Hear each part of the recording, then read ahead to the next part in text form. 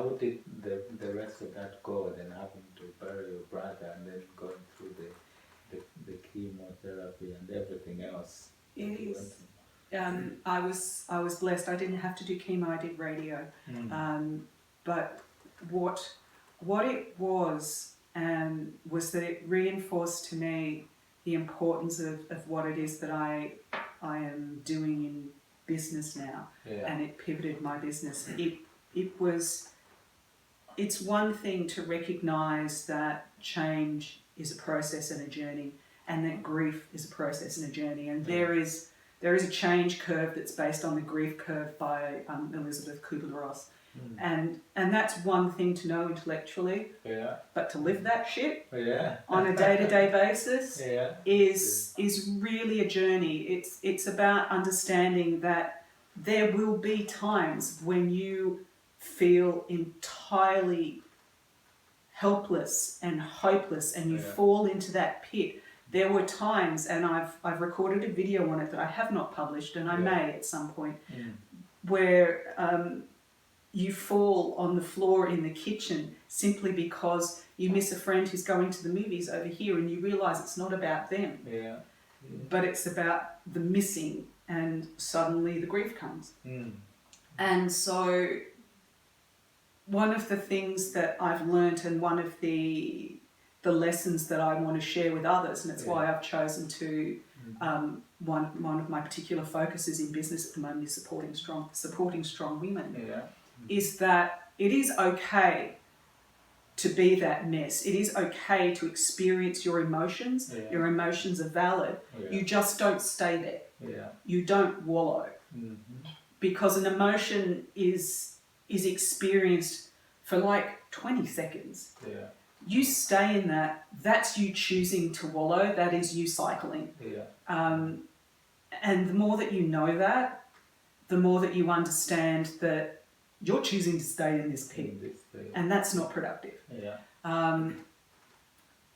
But equally, and this is the balance to that, one of the things that I heard so much, and it made me want to, with the best will in the world, strangle people, is to say, you're strong, you'll be okay. Yeah, I will. Yes, I am strong, and yes, I will be okay. But please allow me the same right to feel weak and hopeless and helpless and emotional and upset and hurt and grieve as everybody else. Because I am as human as everybody else. And what I have found is, and that's why I say supporting strong women, the further up you go in the food chain, the corporate food chain, whether you're an entrepreneur or an exec or C-level, whatever, there are fewer and fewer people that you can turn around to and say, is it okay if I'm not strong with you for a little while? Because at the moment, I really don't know. And to have a non-judgmental ear, shoulder, safe space. There's just not. And I acknowledge that there isn't for men either, I'm sure. But I think perhaps men are less likely to say to me, I'm feeling a bit shit at the moment, than another woman saying, I've just been diagnosed with breast cancer and I'm a single mother and I have 2 children at home and I am responsible for hundreds or thousands of people and and to have someone say, it's okay, I get that. And then that's one of the reasons why I've created the Conscious Change Collective. That's one of the reasons I am so passionate about the 7 C's of Conscious Change model that I created as well. Because sometimes what we need is to say, it's okay to be upset, but yes, there is a way through. There is a way through. First, you have to consciously choose it. And I can show you what to do after that once you choose. But the thing that none of us can do is make someone else choose. You have to choose it for yourself. And it needs to be conscious choice, conscious change. Wow. That's incredible. So I think this stage we can get to move into some of the technical detail of the stuff that you're talking about around the 7 C's and the change side.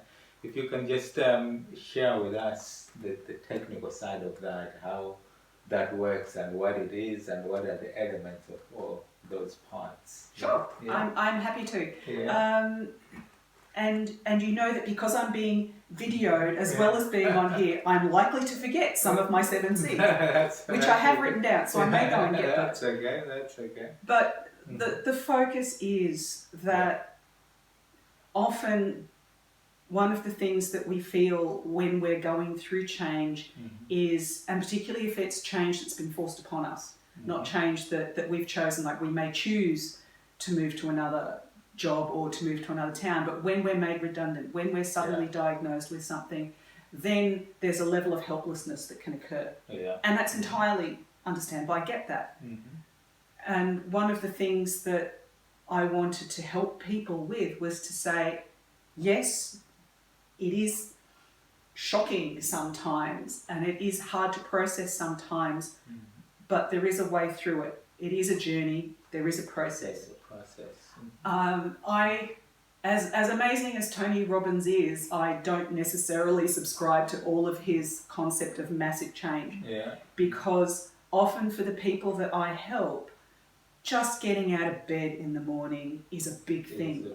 Just getting out the door is a big thing. Choosing to say, yes, I will engage with the world and I will try again is a massive leap of courage. Yeah. And so one of the other things I say is small, brave steps. Yeah. Because if you're taking small, brave steps, you're still moving forward. You're moving forward, absolutely. It's still forward. Absolutely. It's still motion, and a body in motion tends to stay in motion. I don't know if it's Newton's first or second law. I know that one's a body at rest tends to stay at rest, and a body in motion tends to stay in motion. So be in motion, and make that. And often one of the most reassuring things that we can have is a model or a process going, these are the steps that you need to go through. And you do go through them. The part of me that's the project manager and the chain manager kind of thought, order. Yeah. I like a little bit of order. The first C is choose, and that is the most fundamental thing. You need to choose to take control back of your future, your change process. And that is something that only you can do. We can talk about it, we can show people, I can show people that it's possible to do. I've walked that journey, but only that person can choose it. And you have to want it. It's the same as, and I know men and women in the audience will understand this, it's the same as saying, oh, I want to lose weight, or someone saying, oh, you should lose weight. Yeah, I should lose weight. But if you're not choosing that for yourself, if you don't want it, that's not going to happen. It's not going to happen. So the first step is to choose. The second step is to communicate. And one of the reasons I've said communicate, and I'm only going to be short about these, one of the reasons that I've said communicate is you need to identify stakeholders, again, project manager head, and also accountability. Because the more people you talk to about what your choice is, the more people know it, as well as just that stakeholder identification. So there are multiple levels to that. There's the accountability, and there is the who else is impacted by this change, who needs to know, and to talk through it. If you have a partner that you need to talk through about your diagnosis or your redundancy or whatever it is that's happened, that has to happen early. Early engagement. And all of those of us who have managed projects and whatnot, even going, yes, I can see the heads nodding, early engagement. And then you need to create your way forward, your solution. What you need to have an idea of what your future is going to look like. What is it? What is it that you're wanting at the end of this? And once you know that, you can start looking at developing the strategy to get there. And that's where you start that planning and preparation aspect. The next one after that is committing to it. That's when you are looking to drill down more into what your plan is, into your timelines, your time frames, whatever it is that you're you're using, whatever strategies you're using to move you forward Mm-hmm. in this process. And that can be something you've written in your diary, something on your fridge. It could be an Excel spreadsheet, a Gantt chart. It really doesn't matter as long as you know where and how you're getting there. You're getting there. So you commit to that. Yeah. Yeah. Mm-hmm. Then we go into the implementation stage, which is where I'm talking. I call it check-in. Yeah. Because this is where you're actually doing what needs to be done to create that change. And that's when, as we all know, life can happen. Yes. And it can hit the fan and be very smelly and go everywhere. And you reassess. So you're constantly checking in. This is where you can iterate multiple times in order to pivot if something happens, to assess it and to pivot, and to know that you still have this end goal in mind. But some of the ways that you're looking to implement that to get to that end goal may change. Yeah. And that it's okay. Yeah. It's okay. Absolutely. Because there'll be factors which are outside of your control, which are affecting, what you're doing. So you're reassessing how those are playing a part into that. And then, if you have to tweak a little bit the things that you have to do or your plan, but without losing what your end goal is, That's it. Essentially. So how many C's am I up to now, Alex? Well, we've done the change, which is the first one, which basically you have to choose yourself, and then you have to communicate. Yep. And then you commit to your plan, and then that's where we are, and then we check in. We check in, it's and the then, fourth one. Yep. So 3 more. Yes, I know. and do you think I can remember what one of them is now? Because I am on video. No, we can get to those later. Oh. Anyway, but at least we will. We get. We will. Yep. Yeah, that's okay.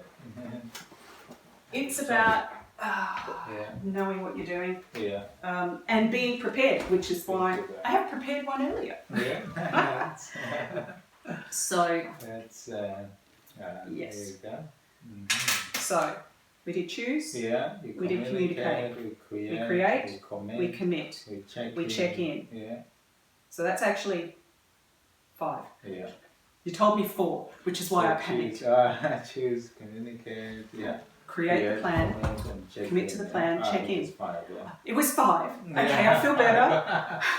Yeah, so that's a 5. Okay. Yeah. So the 6th one is complete. Yeah. You go through, and a lot of people look at me with confusion, going, "Why is complete 6?" Because what that is you have gone through a process. Yeah. You have completed it. You've achieved your goal. Yeah. And that is a massive achievement. That is brilliant because you have worked, you have moved through a change process with intent, with consciousness to get to a space. And that's where you can sign off. I did this, and it was awesome. It was challenging, but I learned and I grew. You learned a lot, yeah. But that's only number 6, and the reason that's number 6 is because the 7th C is celebrate. Celebrate, wow. And celebrate is so important. As entrepreneurs, as executives, we often go, yeah, that's done next. No. Yeah. No. Celebrate the win. Celebrate the achievement. Even if you didn't get to exactly where you wanted to be, but you got 90% of it done because something happened in check-in that stopped you, celebrate doing it. It is so important to acknowledge and validate what you have done, that you took control, that you implemented, that you made choices, that you pivoted, that you were resilient. Yeah. And to say to yourself and to other people, hey, I did that. Yeah. It may not be perfect, but as far as I'm concerned, nothing in this world is perfect except mathematical equations. Yeah. I did that and I rocked. And I've achieved this, and you've learned a lot, especially if you face challenges and things along the way. Those only work to sort of strengthen you and teach you things that you would have learned. I remember listening somewhere, I think it was Jim Rohn, he was talking about sometimes when, for example, people are pursuing, could be financial freedom or success or something, it tends to be not so much the money or anything else that you will get after that, but who you become as a person along the process. Because you can teach yourself, to get money, you get the money, you do whatever you want with it.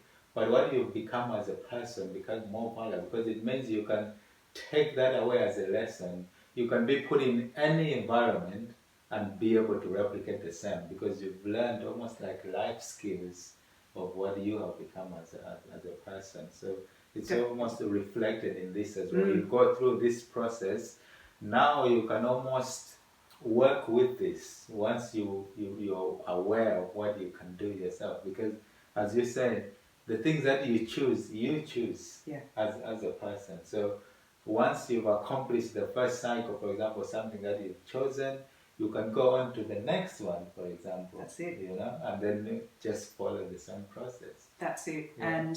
And if people are wondering whether it makes sense or it might sound good and does it work, Alex knows, because we've known each other since May, yes, that my plan was always to be over here in the UK in Q1 of 2020 in order to look at opening, the viability of opening an office over here.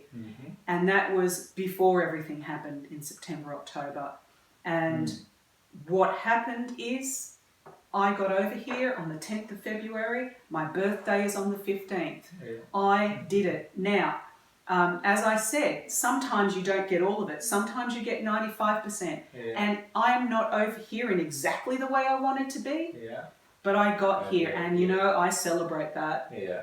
Because you need to pivot. You need to understand that there is a win and acknowledge that and take it. And then go, okay, as you said, Alex, you learn, you grow, you apply it to the next one. Yeah. And that's what I'm doing. Absolutely. It's very good, very inspiring to hear. Thank you.